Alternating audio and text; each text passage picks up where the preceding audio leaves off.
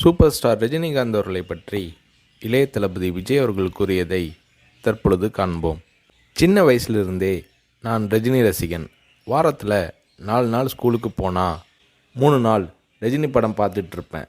எனக்கு 5 வயசாகி இருக்கிறப்ப ரஜினி சாரோட அன்புக்கு நான் அடிமை படம் ரிலீஸ் ஆச்சு. எப்படியாவது படம் பார்த்துடணும்னு ஆசை. ஆனால் ஸ்கூலுக்கு கட்டடிச்சிட்டு போகிற வயசு அல்ல அது.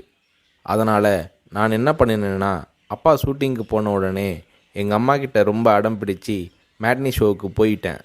மேட்னி ஷோ பார்த்துட்டு வெளியே வந்ததும் திரும்பவும் ஈவினிங் ஷோ பார்க்கணும்னு அடம் பிடித்தேன். ஒரு போடு போட்டு வீட்டுக்கு கூட்டி வந்து விட்டாங்க. அங்கிருந்து நேரே சுரேந்திர மாமா வீட்டுக்கு போனேன். அவருக்கு நான் செல்ல பிள்ளை. என்னடா திடீர்னு வந்திருக்கேன்னு கேட்டார். அன்புக்கு நான் அடிமை படம் பார்க்கணும்னு சொன்னேன். என்னடா திடீர்னு வந்து சொல்கிறானாரு. இல்லை, கண்டிப்பாக போகணும்னு சொன்னேன். சரி வா, அம்மா கிட்ட போய் சொல்லிட்டு போகலாம்னாரு. இல்லை, அம்மா கிட்ட சொன்னால் திட்டுவாங்க. நான் உங்கள் வீட்டில் இருக்கேன்னு சொல்லிட்டு வந்துட்டேன். படம் பார்த்துட்டு நைட்டு போயிடுறேன்னு. அதே மாதிரி சுரேந்திரர் மாமா கூட போய் 2வது தடவையாக படம் பார்த்துட்டு வீட்டுக்கு வந்துட்டேன். அப்படியும் சும்மா இருக்கலை.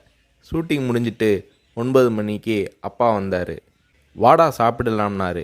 எனக்கு பசி இல்லைன்னு முகத்தை திருப்பிக்கிட்டேன்.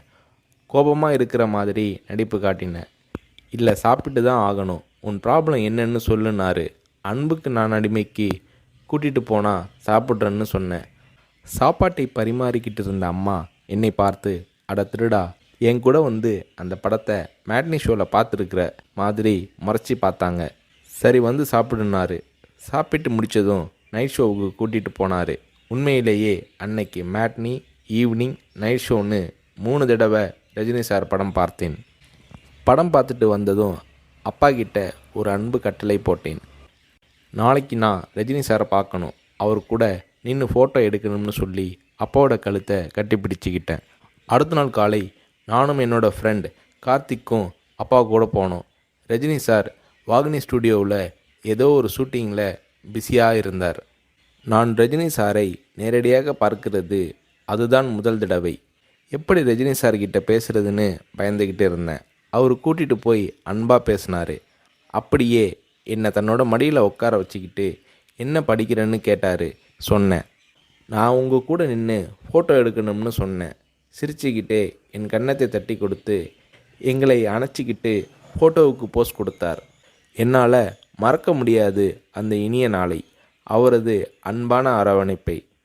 வீட்டுக்கு வந்ததும், அப்பா நீங்கள் பெரிய டைரக்டர்னு சொல்கிறாங்க, ஆனால் என்னால் உங்களை டைரக்டராக ஏற்றுக்க முடியாது. எப்போ எங்கள் தலைவர் ரஜினியை வச்சு டைரக்ட் பண்ணுறீங்களோ அன்னைக்கு தான் உங்களை டைரக்டராக ஏற்றுக்குவேன்னு சொன்னேன். அப்பா என்னை பார்த்தாரு. ஒரு ஹிந்தி படம் டைரக்ட் பண்ணுறதுக்காக எங்கள் அப்பா பாம்பே போனார். எனக்கு ஹாலிடேங்கிறதால நானும் அம்மாவும் கூட போயிருந்தோம். மும்பையில் இருந்த ப்ரொடியூசர் பூர்ணச்சந்திர ராவ் எங்கள் அப்பாவுக்கு ஃபோன் பண்ணி கூப்பிட்டதும் அப்பா அவரை பார்க்க போனார். வரும்போது ரொம்ப சந்தோஷமாக இருந்தார். ஹோட்டலுக்கு வந்ததும் என்னை கூப்பிட்டு, விஜய், நான் டைரக்டர் ஆயிட்டேனாரு. ரஜினி சாரை நடிக்க வச்சு டைரக்ட் பண்ண போகிறேன்னாரு. அந்த படம் தான் நான் சிகப்பு மனிதன். நீங்கள் நம்புறீங்களோ இல்லையோ, அந்த படத்தை நான் 17 தடவை பார்த்தேன்.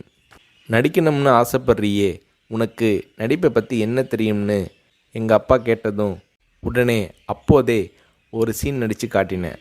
அது என்ன சீன் தெரியுமா? அண்ணாமலை படத்தில் ரஜினி சார் பேசிய பெரிய டைலாக் சீன். நான் ரஜினி ரசிகனாக இருந்ததால் அவரோட பல வசனங்களை மனப்பாடம் பண்ணி வச்சுருந்தேன். அதில் ஒரு வசனம்தான் எனக்கு உதவியது. ரஜினி சார் சரத்பாபுவை பார்த்து தொடையில் தட்டிக்கிட்டு கோபமாக பேசுவாரே, அந்த வசனத்தை நான் பேசி நடிக்கிறத கொஞ்ச நேரம் அப்படியே கூர்ந்து கவனிச்ச எங்கள் அப்பா என்னை பக்கத்தில் கூப்பிட்டு, நாளைக்கு உனக்கு மேக்கப் டெஸ்ட் எடுக்கிறேன்னாரு. அவர் அந்த வார்த்தைகளை சொல்லி கை குலுக்கியதும் எனக்கு சிறகு முளைச்சி ஆகாயத்தில் பறக்கிற மாதிரி எல்லையில்லாத மகிழ்ச்சி பொங்கியது என்று நடிகர் ரஜினி அவர்களை பற்றி இளைய தளபதி விஜய் அவர்கள் கூறுகிறார்.